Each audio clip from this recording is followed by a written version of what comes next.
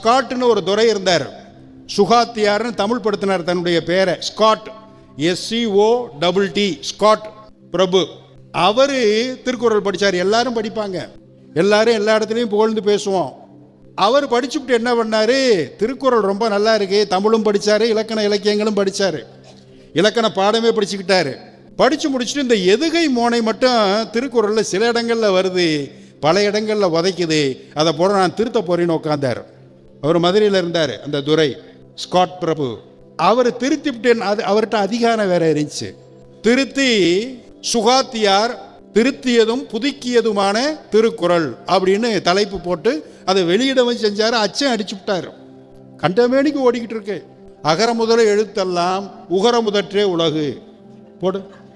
இவர் போட்டது அங்கே இருக்குது. முதல் திருக்குறள் இதுதான். ஆதி பகவான்லாம் கிடையாது, ஆதி வச்சுக்கிட்டாரு. உகரம், அகர முதல் எழுத்தெல்லாம் ஆதி, உகரம் முதற்றே உலகு எழுதிட்டார். இப்படி போட்டு போட்டு போட்டு அடிச்சு வச்சிட்டார். இது தமிழ்ச்சங்கத்தை தோற்றுவித்த, மதுரை தமிழ்ச்சங்கத்தை தோற்றுவித்த பாண்டித்துரை தேவருடைய செவிகளுக்கு போகுது. இந்த மாதிரி ஒரு வெள்ளக்கார துறை நம்ம திருக்குறளை வச்சுக்கிட்டு படாத பாடுபடுத்துறாரு. அதுக்கு விளக்கம் வேற சொல்லி சொல்லி மகிழ்ந்துக்கிட்டு இருக்காரு.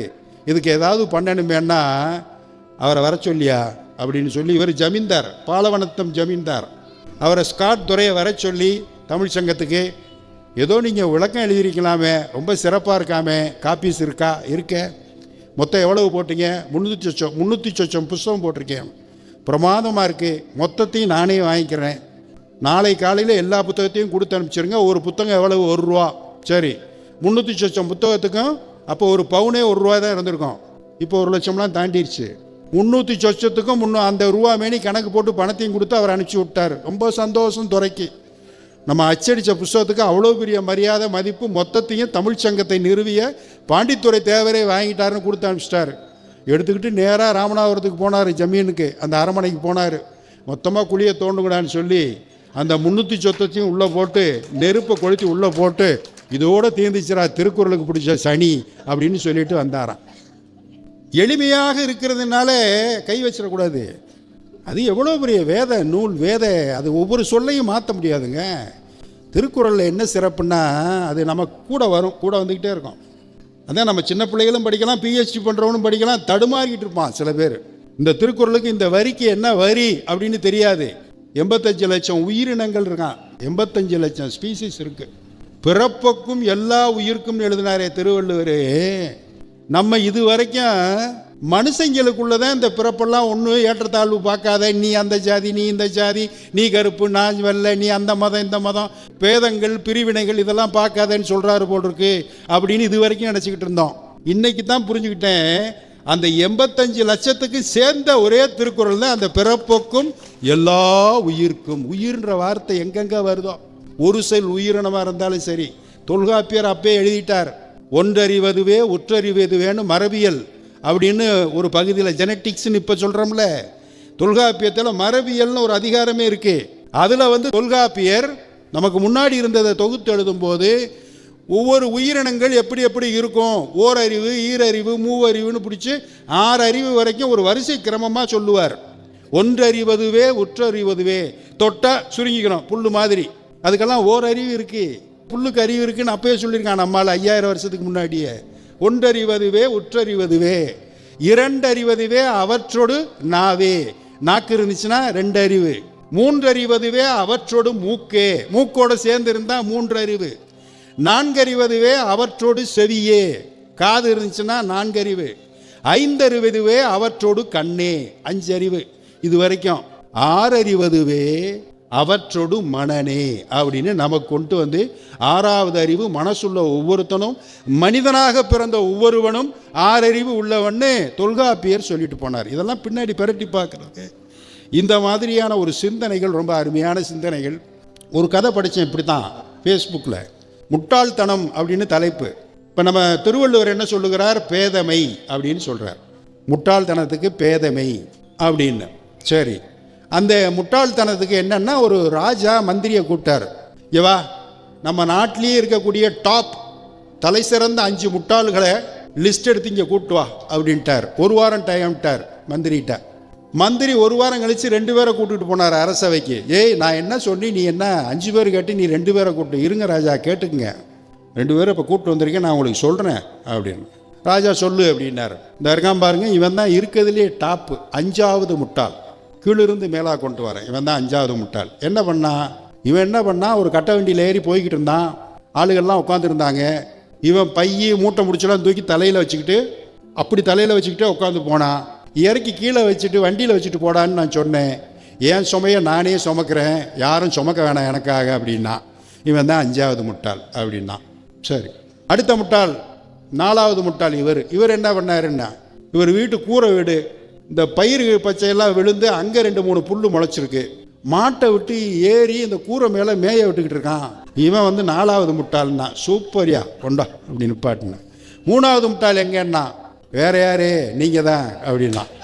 என்னப்பான்னு, வேறு வேலையே இல்லைன்னு சொல்லி 5 முட்டாளை பிடிச்சிட்டு வான்னு சொன்னீங்கல்ல, நீங்கள் தான் 3வது முட்டாள்லாம். சரி, அப்போ 2வது முட்டாள் நான் தான்.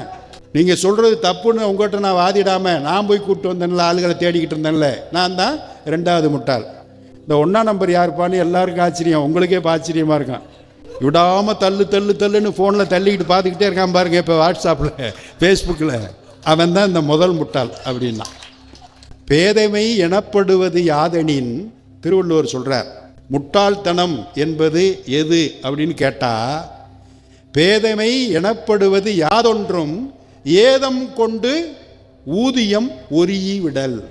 ஏதம் கொண்டுன்னா அரிசியும் உமியும் கொடுத்தா ஊதி அரிசியை பூரா கீழே போட்டு உமியை சாப்பிட்டுக்கிட்டு இருப்பான். ஏதம்னா குற்றம், மோசமானதை மட்டும் ஏற்றுக்கிட்டு ஊதியம் ஒரியி விடல், ஊதியம் போக விடல், தள்ளி விட்டுறது, எனக்கு தேவையில்லைன்னு. வருகிற ஊதியம்ங்கிறது ரொம்ப அருமையான தமிழ்ச்சொல். திருவள்ளுவர் சொல்கிறது பல இடங்களில் சொல்லியிருக்காரு. சம்பளம்ங்கிறது ஒரு தமிழ்ச்சொல். ஊதியம்ங்கிறது விருதாக கிடைக்கக்கூடிய பணப்பரிசு, சம்பளத்தை விட கூடுதலாக கிடைப்பது ஒரு பரிசு, பொருள், பரிசு பணம், அதுதான் ஊதியம். அப்படி சொல்லுவார். பேதமை என்பது என்னன்னா, ஏதம் கொண்டு எல்லாவற்றையும் விட முட்டாள்தனமாக எது இருக்கிறதோ அதை வைத்து கொண்டு ஊதியம் போக விடல் அப்படின்னு இது சொல்கிறான். இப்படி நம்ம வாழ்கிற வாழ்க்கை, நேரத்தை பூரா விட்டுட்டு இப்படி வீணடிச்சுக்கிட்டு இதில் பூரா தேடிக்கிட்டு இருக்கீங்க. நான் வந்து சமீபத்தில் அப்பப்போ இந்த ரீல்ஸ் எல்லாம் போட்டுக்கிட்டு இருப்பேன். நான் போடுறது ஒரு 10,000, அதிகபட்சம் 15,000 இவ்வளோ தான் பார்ப்பாங்க.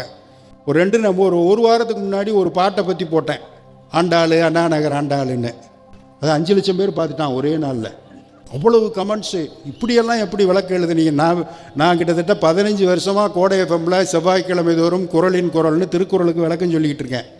1 மணி நேரம். அதுக்கெல்லாம் யாரும் லைக்ஸும் இல்லை, வியூஸும் இல்லை. 5 லட்சம் பேர் பார்த்துட்டான் அண்ணா நகர் ஆண்டாளுக்கு. என்ன சிறப்பு? அது என்ன சிறப்புன்னு ரீல்ஸில் போய் பாருங்கள். ஏன்னா இன்னொரு 1 லட்சம் சேரட்டும், நீங்கள் பாருங்கள். இப்படித்தான் போகிறது. நல்ல விஷயத்தை விட்டுட்டு கெட்ட விஷயத்துக்கு நம்ம வந்து ஆதரவுகள் பெருகி கொண்டே போகிறது.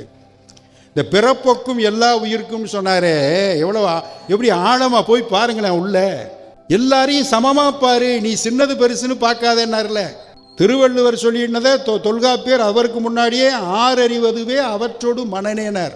குன்றக்குடி அடிகளார் சில நேரங்களில் பேசிக்கிட்டு இருக்கும்போது சில கேள்விகள் கேட்பார். அப்போ ஒரு கேள்வி கேட்டார், விலங்குகளுக்கெல்லாம் என்னப்பா பேர் தமிழில் அப்படின்னு கேட்குறார் மாணவர்களை பார்த்து. ஒரு மாணவன் சொன்னால் கால்நடை அப்படின்னா. கால்நடை, சரி அப்படின்னா என்ன அர்த்தம் கேட்குறார் பழைய குன்றக்குடி அடிகளார். காலால் நடக்கக்கூடியது விலங்குகள், அதனால் கால்நடை. ஓஹோ, இப்போ மனுஷன் என்ன கையால் நடந்துக்கிட்டு இருக்கானா? இவர் கேள்வி.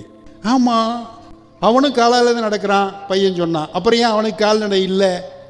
இதுக்கு மட்டும் ஏன் வச்சான்னா, அது கால்களால் நடக்கும். மனுஷன் மட்டும்தான் மனசால் நடக்க தகுதிப்பட்டவன், கடமைப்பட்டவன், மனசால் நடக்கக்கூடியவன். அதுதான் பகுத்தறிவு அப்படின்னு வச்சான். மெய்ப்பொருள் காண்பது அறிவுன்றதை 2 இடத்துல சொல்லுவார் திருவள்ளுவர். எப்பொருள் யார் யார் வாய் கேட்பெனும் அப்பொருள் மெய்ப்பொருள் காண்பது அறிவு. சொல்கிறவர் அவர்ப்பா, வேற லேசா நினைக்கிறியா? அவர் சொன்னால் சரியா தாயா இருக்கும் அப்படின்னு ஒத்துக்கிறாதே. யார் யார் வாய் கேட்பினும், சொன்னவன் திருவள்ளுவராக கூட இருக்கட்டும், ஆராய்ச்சிக்கு உட்படுத்து. அப்பொருள் மெய்ப்பொருள், உண்மையான பொருளை காண்பது அறிவு அப்படின்னார். உன் சொந்த அறிவை கொண்டு கண்டுபிடினார். எப்பொருள் எத்தன்மை தாயினும். இன்னொரு திருக்குறள்.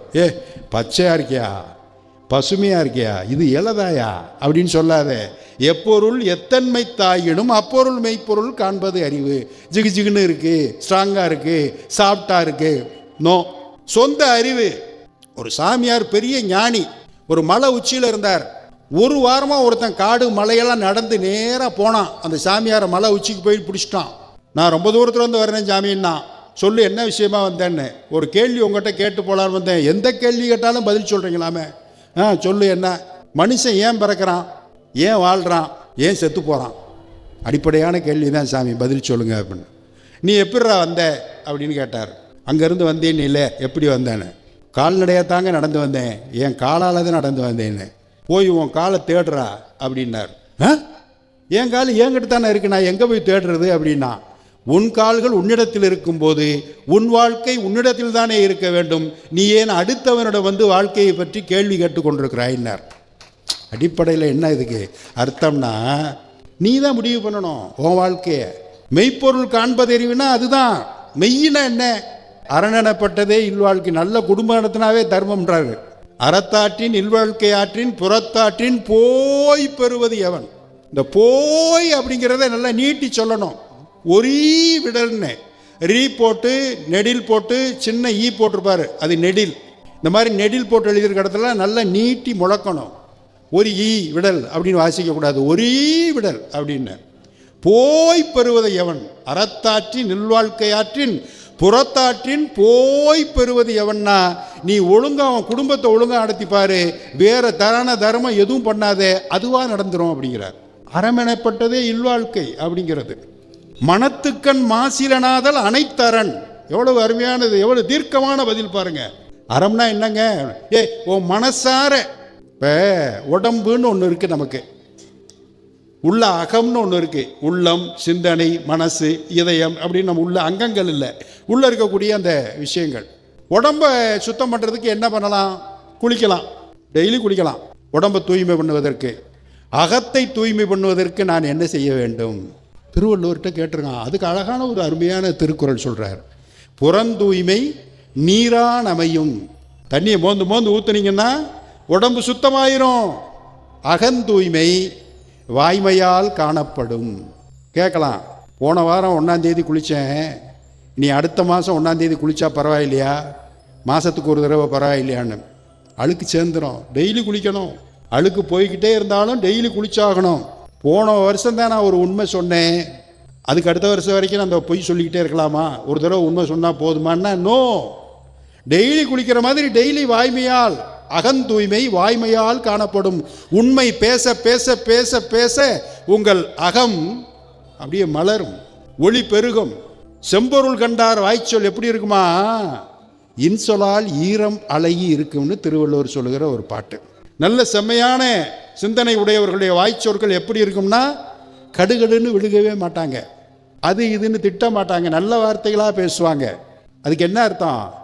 இன்சொலால் ஈரம் அழகி. அதை காட்சிப்படுத்தி பாருங்களேன் இந்த சொல்ல, இந்த திருக்குறளை. நல்ல இனிய சொற்களை ஈரத்தில் தோச்சு, தேனில் தோச்சு கொடுக்குற மாதிரி, பலாச்சொலையை தோச்சு கொடுக்குற மாதிரி, இன்சொலால் ஈரம் அழகி படிரிளவாம் குற்றமில்லாத செம்பொருள் கண்டார் வாய்ச்சொல் எப்படி இருக்கும்னா அப்படி இருக்கும்.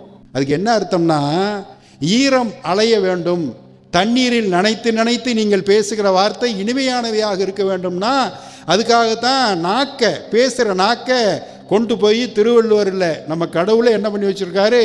நாக்க கொண்டு போய் உமிழ் நீருக்குள்ளே போட்டு வச்சுருக்கார். எந்நேரமும் நனைஞ்சிக்கிட்டே கிடக்கட்டும், ஈரமாகவே இருக்கட்டும், பேசுகிற வார்த்தையெல்லாம் ஈரமாகவே வரட்டும், அன்பு கலந்ததாக இருக்கட்டும்னு அந்த செம்பொருள் கண்டார் வாய்ச்சொல். வாய்மை எனப்படுவது யாதெனின் யாதொன்றும் தீமை இல்லாத சொல்லல். அடுத்த திருக்குறள். உண்மையாக பேசுகிறேன் அப்படின்னா அது இல்லை. நான் உண்மை மட்டும்தான் பேசுவேன்னு ஒரு தெரிந்தா முடியுமா? முடியாது. ஒரு சாமியார் உட்காந்துருக்காரு, துறவி, இப்படி நடுவில் உட்காந்து திண்ணையில் உட்காந்து வேடிக்கை பார்த்துக்கிட்டு இருக்காரு. அப்போ ஒரு ஆட்டுக்குட்டி உயிரை வெறுத்து ஓடிக்கிட்டு இருக்கு இந்த பக்கமாக, அந்த தெரு வழியாக ஓடுது. அடுத்த 2வது செகண்ட் அப்படி போய் அந்த தெருவிலேருந்து திரும்பினோடனே பின்னாடி கையில் கத்தியோட கசாப்பு கடைக்காரரு மீசையை முறுகிக்கிட்டு கத்தியை தீட்டிக்கிட்டு வர்றாரு. இவர் நடுங்கி போய் உட்காந்துருக்காரு. ஐயா துறவி, சாமியாரே, சொல்லுங்க ஐயா, இந்த பக்கமாக ஒரு ஆட்டுக்குட்டி கயிறு அத்துக்கிட்டு ஓடிக்கிட்டு இருந்துச்சு, ஓடிச்சா பாத்தியா அப்படின்னாரு. இப்படி போய் கரெக்டாக ஃபஸ்ட்டு கட்டு லெஃப்டில் அந்த வழியாக போச்சுங்க, போங்க. உண்மையை சொல்கிறாரு இவர். போனார், அங்கனே ஒரு போடை போட்டு கையில் தூக்கிட்டு போயிட்டார். கொஞ்ச நேரத்தில் இவர் போயிட்டார் மேலே, துறவி. மேலே போனோடனே உனக்கு சொர்க்கமா நரகமானு முடிவு பண்ணுறாங்க மேலே. சாமியார் போய் ரொம்ப தெனாவட்டா நிற்கிறார். நம்ம தான் துறவியாச்சே, நமக்கு சொர்க்கம் தான் கிடைக்கும்னு நிற்கிறார். உனக்கு நரகம் என்று தீர்ப்பு எழுதப்படுகிறார். இவர் வாதிடுறார், எதிர்வாதம் பண்ணுறார். எனக்கு எப்படிங்க, நான் ஒரு துறவி, எனக்கு எப்படி நரகம் கிடைக்கும், நான் சொர்க்கத்திற்கு தகுதியானவன்னு சொல்கிறார். யோ, அன்னைக்கு ஒரு ஆடு சாகிறதுக்கு நீ காரணமாக இருந்தையா அப்படின்னு சொல்கிறாங்க. உண்மையைத்தானே சொன்னேன். ஆடு போச்சான்னு அவன் கேட்டான், இங்கிட்டு போனேன். வாய்மை எனப்படுவது யாதொனின், உண்மை பேசணும்னு சொல்ல திருவள்ளுவர். யாதொன்றும் தீமை இல்லாத சொல்லல், யாருக்கும் தீங்கு வராத அளவில் பேசுவது தான் உண்மையான வாய்மை. அதுதான் நீ உண்மை பேசு. உண்மை பேசலாம் இல்லையா, நீ பேசுகிற உண்மையினால யாருக்கும் தீங்கு வரக்கூடாது, இல்லைன்னா பேசாமல் இருந்துக்க. அதனால தான் பொய்மையும் வாய்மை இடத்தனர், புரை தீர்ந்த நன்மை பயக்கு மண்ணினார். அடுத்த திருக்குறள் அதே துறவிக்கு தான் சொல்கிறார். இந்த பக்கம் போன மாதிரி இருந்துச்சானா இங்கிட்டுல இங்கிட்டு போயிருக்கோம் அப்படின்னு சொல்லின்னு வச்சுக்க. பொய்மையும் வாய்மை இடத்த, ஒரு உயிரை காப்பாற்றிருக்கலாம்ல. வாழ்வியலை அடியொற்றி நம்மளை கூட்டு போகிறார். வாணிகம் செய்கிறோம், அதாவது வியாபாரம் பார்க்குறதே லாபம் பார்க்குறது தானே, வேற என்ன. அவர் வியாபாரம் பண்ணி பண்ணி பெரிய தர்மவானா மாறிட்டாருன்னு யாராவது சொல்ல முடியுமா? 10 ரூபாய்க்கு வாங்குவார், 12 ரூபாய்க்கு விற்பார். அதில் அழிவிலையோ 1 ரூபா கிடச்சா போதும்னா நியாய வணிகம். அப்படி பண்ணுவாங்க, நியாய வணிகம்னு பேர். அது நடந்து போய்கிட்டு இருக்கேன்னா ஒரு அம்மா, ஒரு கிராமத்து அம்மா வாழைப்பழ சீப்பு விற்றுக்கிட்டு இருந்துச்சு மதுரையில். ஏம்மா இது எவ்வளோம்மா ஒரு சீப்பு வாழைப்பழம்னே? 15 ரூபாயா அப்படின்னுச்சு. சொல்லிவிட்டு அது ஏதோ அப்படி பம்முது. இந்தா 15 கொடு, ஒரு சீப்புன்னு வாங்கிக்கிட்டேன். பதறிடுச்சு. ஒரு சீப்பு வாழைப்பழமும் அப்புறம் ஒரு 5 பழமும் பிச்சு இந்தாங்க சேர்த்து பிள்ளைங்க சாப்பிட்டுட்டு கொண்டு போங்கன்னு கொடுக்குது. ஏம்மா ஒரு சீப்பு 15 தானே சொன்னேன், ஒரு சீப்பு வாங்கிட்டேன், எதுக்கு கூடுதலாக பழம் கொடுக்குறேன்னா போய் சாப்பிட்டுட்டுவியான்னு.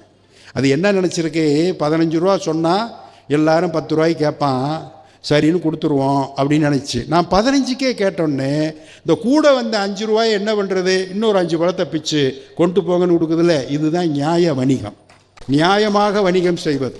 திருவள்ளுவர் நடுவு நிலைமையில் இருக்கக்கூடியவர்கள், தீர்ப்பு வழங்கக்கூடிய நிலையில் இருக்கக்கூடியவர்கள் எப்படி இருக்கணுங்கிறதுக்கு வாணிகத்தை ஒரு குறியீடாக வைத்து ஒரு அருமையான திருக்குறள் வழங்கியிருக்கிறார். மதுரையில் பார்த்தேன் ஒரு நாள், அங்கே தான் இந்த மரங்கள்லாம் அடிச்சிருப்பான், தகரத்தில் விளம்பரங்களை அடிச்சிருப்பான், ஆணி அடிச்சிருப்பான். பாவம் இல்லையா, ஓசை காளிதாசெல்லாம் கேள்விப்பட்டால் வருத்தப்படுவார்.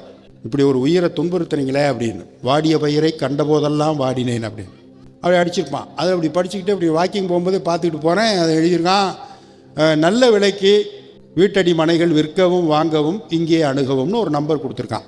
எனக்கு சிரிப்பு வந்துடுச்சு. வீட்டடி மனைகள் விற்கவும், நல்ல விலைக்கு விற்கவும் வாங்கவும்னா எப்படி? அவன்கிட்ட கேட்டேன், எப்பா நல்ல விலைன்னு நீ எதை சொல்கிற? ஒரு வீடு, ஒரு இடம் நான் வச்சுருக்கேன்னா அதிகமான விலைக்கு விற்றா தான் அது எனக்கு நல்ல விலை, வாங்க வர்றவன் கம்மியான ரேட்டில் கிடைச்சா தான் அவனுக்கு நல்ல விலை. இது 2 பேரையும் டேலி பண்ணி எப்படிறான்னு, எங்களுக்கு நல்ல விலைக்கு ஒன்று நாங்கள் பார்த்துக்கிட்டு அப்படியே விற்றுருவோங்க அப்படின்னா. புரியாத மாதிரி விற்றுட்டு போயிட்டான். ஆனால் திருவள்ளுவர் சொல்லுகிறார், வணிகம் என்பது எப்படி நடக்க வேண்டும், வாணிகம் செய்கிறது எப்படி செய்யணும் பிஸ்னஸ் அப்படிங்கிறதுக்கு இந்த திருக்குறள். வாணிகம் செய்வார்க்கு வாணிகம் பேணி பிறவும் தமபோல் செய்யின் அப்படிங்கிறது அற்புதமான திருக்குறள். நடுவு நிலைமையில் வருது. ஒரு மகிழ்ச்சியான செய்தி என்னென்னா, ஒரு ஆச்சரியமான செய்தியும் என்னென்னா, அந்த தராசு இருக்க நம்ம பலசரக்கடையிலையும் இருக்குது, நீதி வழங்குகிற உயர் நீதிமன்றத்திலையும் அந்த தராசு இருக்கிறது. எதுனாலும் சரிசமமாக இருக்கணும். ஒரு பக்கம் அமைந்தொருவால் கோடாமை சான்றோர்க்கு அணி, ஒரு பக்கமாக சாயக்கூடாது, துலாக்கோல் மாதிரி இருக்கணும். வாணிகம் செய்கிறவர் இருக்கணும், நீதி வழங்கக்கூடிய நடுவு நிலைமையில் இருக்கக்கூடியவங்க கையிலையும் இருக்கணும். அதை சொல்லுகிறார். என்னென்னா, நான் வியாபாரம் பார்க்குறேன், ஜீவானந்த சார் வாங்க வர்றாரு, என்ன விலை 1 கிலோன்னு கேட்குறாரு. நான் என்ன நினைக்கணும், இதில் லாபம் வச்சு நான் விற்கிற விலையை நான் சொல்லக்கூடாது. அவர் இடத்துல நின்று நான் இந்த பொருளை வாங்கினா என்ன விலைக்கு வாங்கினா எனக்கு மகிழ்ச்சி தருமோ அந்த விலைக்கு நான் விற்கணும். வாங்குகிற விலைக்கு, வாங்குகிற லாபம் மகிழ்ச்சியை தரக்கூடிய விலைக்கு விற்கிறவன் விற்றான்னா அது நியாய வணிகமாக மாறிப்போகும். அப்படிங்கிறதான் வாணிகம் செய்வார்க்கு வாணிகம் பேணி பிறவும் தமபோல் செய்யும். எப்படி பாருங்கள், வாணிகத்தை பற்றியெல்லாம் திருவள்ளுவர் அந்த காலத்தில் எவ்வளோ அழகாக குறித்து வச்சுருக்கார் பாருங்களேன். ஒருத்தங்கிட்ட எப்படி பேசணுன்றது கூட திருவள்ளுவர்கிட்ட கற்றுக்கிறணும். அதுவும் முக்கியமாக குடிகாரன்ட்ட. இது இப்போ டைம் ஆயிடுச்சு, இதுக்கு மேலெல்லாம் யார் எந்த நிலைமையில் எப்படி இருக்காங்க, ஃபோன்லேயே சில பேர் கூப்பிட்டானா நான் எடுக்க மாட்டேன். நைட்டு 9 மணிக்கு மேலே சில பேர் ஃபோன் பண்ணி தலைவா அப்படின்னு ஆரம்பித்தான்னு வச்சுங்களேன், சரி ஏதோ ஓட்டு கட்டு வர்றாங்க கவனமாக இருந்துக்கிறோம் அப்படிங்கிற மாதிரி ஆகிப்போகும். சில பேர் அப்படி இருக்கும். அது குடிகாரன்ட்டு எப்படி பேசணும்? திருவள்ளுவர் பேசலாம், அது கவனமாக பேசணும். கல்லுண்ணாமைங்கிற அதிகாரத்தில் பூராமே மணிமணியான திருக்குறள். அதில் குடிகாரன்ட்டு எப்படி பேசணும் அப்படின்றாரு. ஒரு நாடகப்பாங்க அமைச்சு காட்டுவார். ஒரு நாடகப்பாங்க பேசுறதுங்கிறத விட பேசாமல் இருக்கிறத பற்றி ஒரு திருக்குறள் இருக்குது தெரியுமா?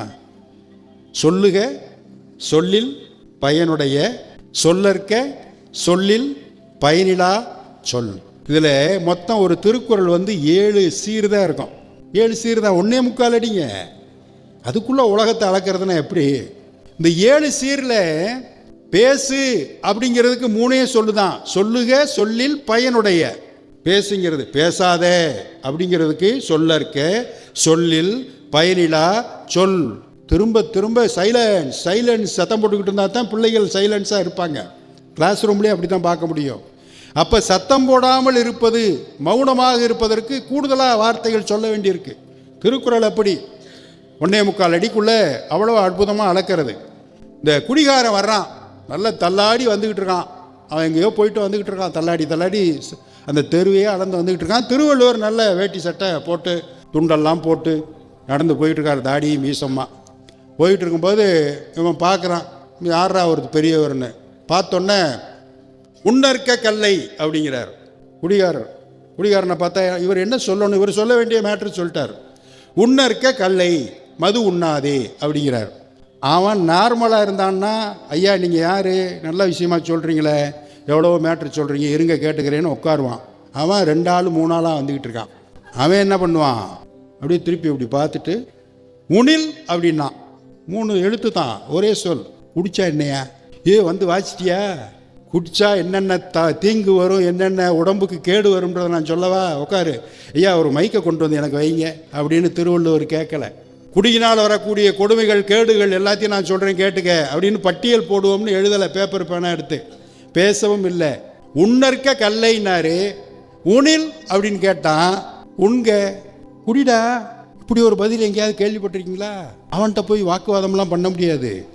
அவன் சொல்கிறதெல்லாம் சரி சரின்னு கேட்டு வந்தோம்னாவே போதும். பின்னாடி 2 குடியாரங்க பேசிட்டு வர்றாங்கன்றாங்க அப்படி பேசினா.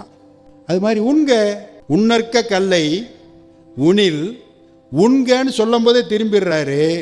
சான்றோரால் எண்ணப்பட வேண்டாதார், அது அப்படியே ஃபேட் அவுட் ஆகிரும். இந்த ஊரில் இருக்கிற பெரிய மனுஷங்கள்லாம் உன்னை ஒரு மனுஷனாகவே மதிக்க மாட்டாங்கடா, குடிடா, குடிச்சிக்கிட்டு நல்லா செத்துப்போ அப்படின்ட்டு போகிற வழியிலேயே சொல்லிட்டு போகிறாருல்ல. என்ன அற்புதமான வாசகம் தெரியுங்களா? அந்த மாதிரி திருவள்ளுவர் சொல்லுகிற ஒவ்வொரு விஷயங்களும் வாழ்க்கை குறித்த கண்ணோட்டங்கள். கஷ்டமாக இருக்கியா, வாழ்க்கையில் துன்பமாக இருக்கியா, துயரமாக இருக்கியான்னா வாப்பா உனக்கு சொல்கிறேன். இடும்பைக்கு இடும்பை படுக்க விரும்புகிறாயா, என்ன ஒன்றும் புரியலன்னு சொல்லாதீங்க. அவர் அப்படிதான் அந்த காலத்து தமிழ். அது இடும்பைக்கு இடும்பை படுப்பர். கேட்கும்போது நல்லா இருக்கு. இடும்பைனா துன்பம்னு அர்த்தம். இடும்பைக்கு இடும்பை படுப்பர், துன்பத்துக்கு துன்பப்படுத்தணுமா? சொல்லியா ராஜா, எதுக்காகத்தான் நாங்கள் காத்துக்கிட்டு இருக்கோம்? டெய்லி துன்பமாகவே இருக்கு வாழ்க்கை. எப்படி அதை துன்பத்தை துன்பப்படுத்துவது எப்படி, அதிலிருந்து விலகி கொள்வது எப்படி, துன்பத்தை துவைத்து போடுவது எப்படி அப்படின்னு இடும்பைக்கு இடும்பை படுப்பர். இன்னும் வேற ஏதோ சொல்ல போறாருன்னு தேடி போனீங்கன்னா இடும்பைக்கு இடும்பை படாதவர். அப்படி திரும்பிக்கு அந்த பக்கமாக வந்துச்சுன்னா இங்கிட்டு கண்டுக்காமல் போயிருமாப்ல. வந்துக்கிட்டு இருக்கியா போயா அப்படின்ட்டு போ. நீ உனக்கு வர்ற துன்பங்களை கண்டுகொள்ளாமல் விட்டு விட்டாலே அந்த துன்பத்தை நீ துன்பப்படுத்தியதாக அர்த்தம்.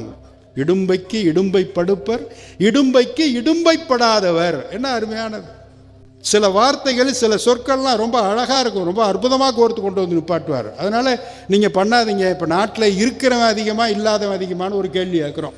நானும் கேட்டுக்கிட்டு இருக்கேன். 2000 வருஷத்துக்கு முன்னாடி அவரும் கேள்வி கேட்டிருக்கார், திருவள்ளுவரும். இப்போ சொல்லுங்களேன், நாட்டில் இருக்கிறவங்க அதிகமாக இருக்காங்களா, இல்லாதவங்க அதிகமாக இருக்காங்களா? இல்லாதவங்க தான் அதிகமாக இருக்கான். 2000 வருஷத்துக்கு முன்னாடி திருவள்ளுவரும் அதே தான் பதில் சொல்லியிருக்கார். அந்த திருக்குறள் எப்படி ஆரம்பிக்குதுன்னா, இலர் இல்லாதவன், பலராகிய காரணம் பல பேரா. இப்போ நான் கேட்ட கேள்வியே பதில் அவரே சொல்றார். இல்லாதவன் அதிக எண்ணிக்கையில் இருப்பதற்கு என்ன காரணம்? நான் கேட்ட கேள்வி நீங்களும் பதில் சொல்லிட்டீங்க. காரணம் என்னன்னு நம்ம இது வரைக்கும் தெரிஞ்சுக்கிட்டோமா? இல்லாதவன் இந்த நாட்டில் அதிகமாக இருக்கானே, வசதி இல்லாதவன், கார் இல்லாதவன், லாரி இல்லாதவன், வீடு வாசல் இல்லாதவன், சாப்பாட்டுக்கு வழி இல்லாதவன், அழகு இல்லாதவன், படிப்பு இல்லாதவன், இப்படி ஒரு லிஸ்ட்டு போட்டோம்னா இல்லாதவன் எண்ணிக்கை ரொம்ப அதிகமாக இருக்குது. காரணம் என்னன்னா, நோற்பார் சிலர் பலர் நோலாதார் அப்படிங்கிறது தான் ரொம்ப பெரிய தத்துவமான ஒரு செய்தி. நோன்பு அப்படிங்கிறது பொறுத்தல்னு அர்த்தம். நோற்பு அப்படிங்கிறது நோற்றல் அப்படின்னா தாங்கிக் கொள்வது. உற்ற நோய் நோன்றல், நோயை பொறுத்து கொள்வது. நமக்கு வருகிற துன்பங்கள், படிக்கிற மாணவனா அப்பா கஷ்டப்படுறாரு, அம்மா கஷ்டப்படுறாங்க, வீடு ரொம்ப கஷ்டத்தில் இருக்குது அப்படின்னு அதை பற்றி நினச்சிக்கிட்டு இருந்தேன்னு வச்சுக்க, படிப்பில் கவனம் போகாது. அதை பொறுத்துக்க. இந்த வலியை பொறுத்துக்கொள். வாழ்க்கையில் வரக்கூடிய வலிகளை பொறுத்து கொள்றான்ல, அதை நோற்று கொண்டு இருப்பவன் தான் சிலராக இருக்கிறான். அவன் என்ன பண்ணுறான், தூக்கம் வருது இருந்தாலும் தள்ளி போட்டுட்டு ஒழுங்காக படிப்பவனு படிக்கிறான், ஃபர்ஸ்ட்டில் வந்துடுறான். தூக்கம் வருது, அவன் தாங்கிக்கிற முடியல, படுத்துடுறான், கடைசிக்கு போயிடுறான். நோன்பாக கடைப்பிடித்து வாழ்க்கையை ஒன்று வேணாம், சிம்பிள் கொட்டேஷன், வலி பொறுத்தலே வாழ்க்கை. வருகிற வலியை பொறுத்து கொண்டிருப்பதான் வாழ்க்கையை. இதை தெரிஞ்சோம்னு வச்சுக்கோங்க, வாழ்க்கையில் எந்த துன்பம். நோற்பார் சிலர், அவன் பூரா டாப்பில் இருக்கான்.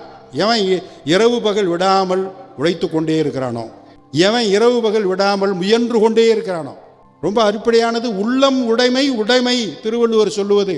நான் எப்படிங்க கோடீஸ்வரன் ஆக முடியும்? எனக்கு ஒரு கார் இல்லை, அட்லீஸ்ட் ஒரு 2 வீலர் கூட கிடையாது எனக்கு. நான் எப்படி தொழில் பண்ணி நான் மேலே வர முடியும் அப்படின்னு கவலைப்படாத. உன்னிடத்தில் எல்லாமே இல்லாமல் போகட்டும். நீ இருக்கியா? உனக்கு மனசு இருக்கா? மனசில் வைராக்கியம் இருக்கா? கிளம்பி வா. உள்ளம் உடைமை. உடைமை அந்த உள்ளத்தை வைத்துக்கொண்டு ஊக்கத்தோடு செலவிட்டால் தன் மெய்வருத்த கூலி தரும். கடவுள் கைவிட்ட கேஸு, இனிமேல் இது உருப்படாதுன்னு கடவுளே விட்டுட்டு போயிட்டார் நம்மளை. அப்படி இருந்தால் கூட உங்களால் முடிஞ்ச அளவுக்கு வேலையை பாருங்கள், முயற்சியை பாருங்கள். அந்த முயற்சிக்கேற்ற மெய்வருத்தத்துக்கேற்ற கூலி நிச்சயமாக உங்களுக்கு கிடைக்குங்க. கடவுள் அவ்வளவு தூரம் மனசு இல்லாதவன் இல்லை, கல் நெஞ்சன் கிடையாது. உங்கள் மெய்வருத்தத்திற்கு ஏற்ற கூலி உங்களுக்கு நிச்சயம் கிடைக்கும். ஊழ் சொல்கிறோம்ல, அது எதுக்கு வந்தது?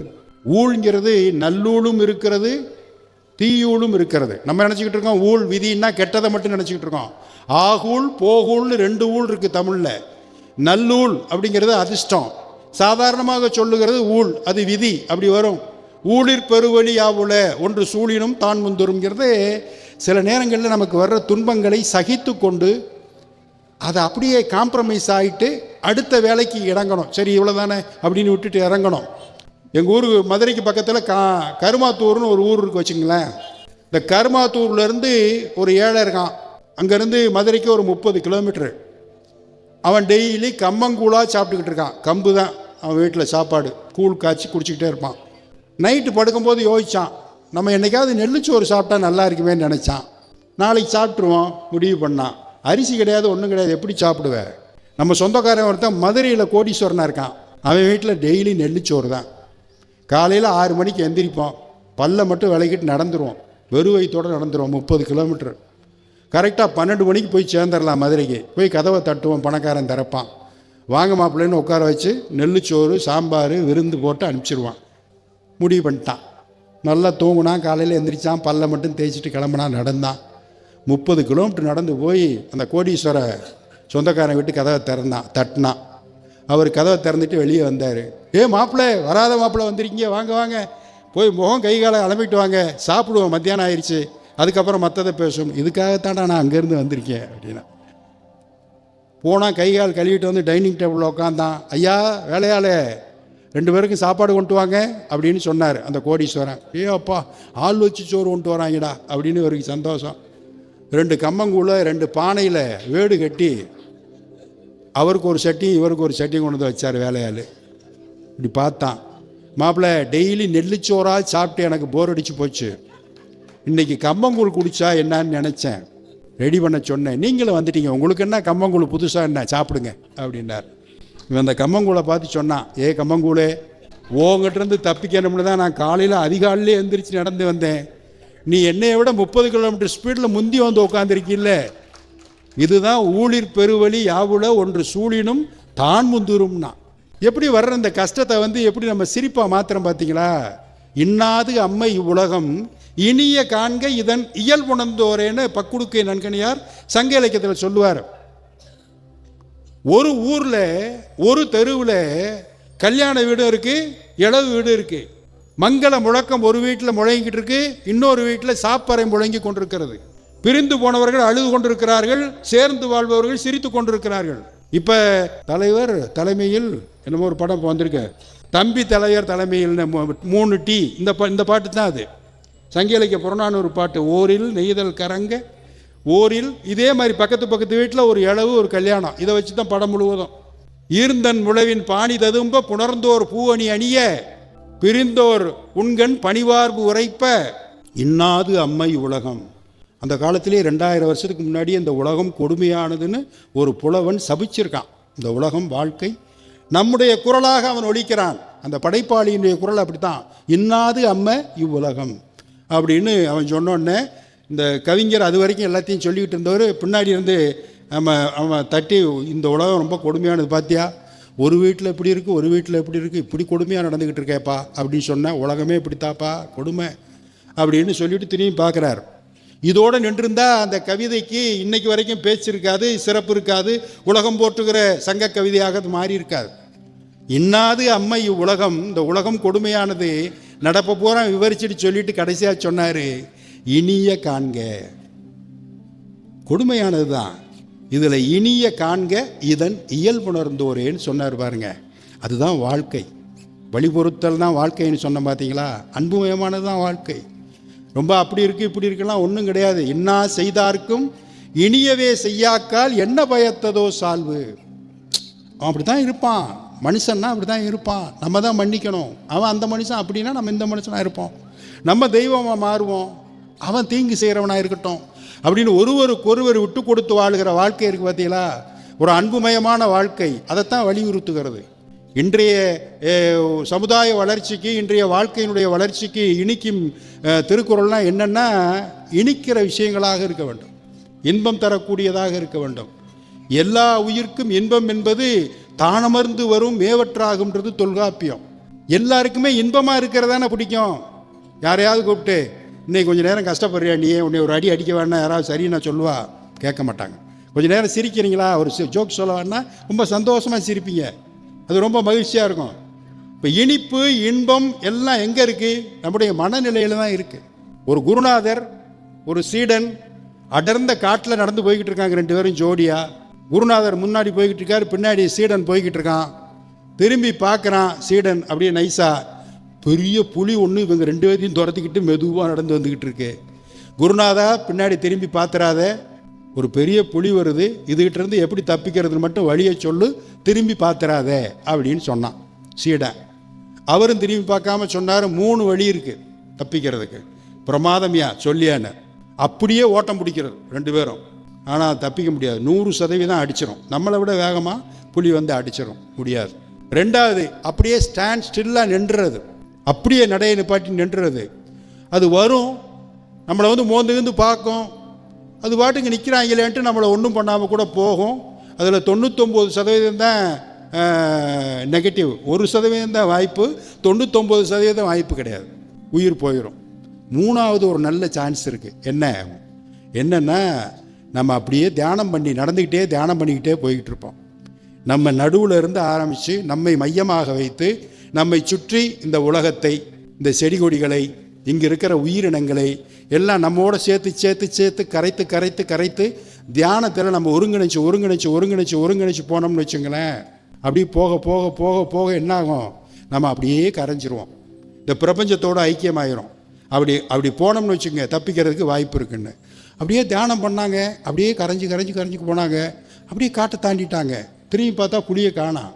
என்ன ஆச்சு அப்படின்னா, இவங்க தன்னை அந்த வனம் முழுவதும் பரப்பி கொண்டதுனால, கரைத்து கொண்டதுனால, வனத்தினுடைய மனமும் இவர்களுடைய மனமும் வேறு இல்லாமல் ஒன்றாக கரைந்து போனது. நம்மில் ஒரு ஆள்னு புளியும் கருதிட்டு அதை வாட்டி இவங்களை விட்டுட்டு அது பாட்டுக்கு போயிடுச்சுன்னு வச்சுங்களேன். அப்படி எல்லாரோடும் கலந்து பழகிற, அதைத்தான் சொன்னாங்க இன்றைக்கி இந்த பூமியில் இருக்கக்கூடிய எல்லா உயிரினங்களோடும் கலந்து வாழுகிற வாழ்க்கை, பிறப்போக்கும் எல்லா உயிர்க்கும் என்கிற ஒரு விஷயம் எல்லாமே அதுதான். அந்த மாதிரி ஒரு உயிரை பேதமில்லாமல் பார்க்க கற்றுத்தருகிற வாழ்க்கை, பேதமையில்லாத வாழ்க்கை, அன்பு கலந்த வாழ்க்கை, அறிவு கலந்த வாழ்க்கை, அறிவியல் கலந்த வாழ்க்கை, அதைத்தான் திருவள்ளுவர் வலியுறுத்துகிறார். தொடர்ந்து எடுத்து படிச்சுக்கிட்டே இருந்தோம்னா வாழ்க்கையில் எந்த துயரமும் இருக்காது என்பதற்கு நான் உறுதி, நீங்களும் உறுதி என்று சொல்லி வாய்ப்பிற்கு நன்றி கூறி விடைபெறுகிறேன். நன்றி.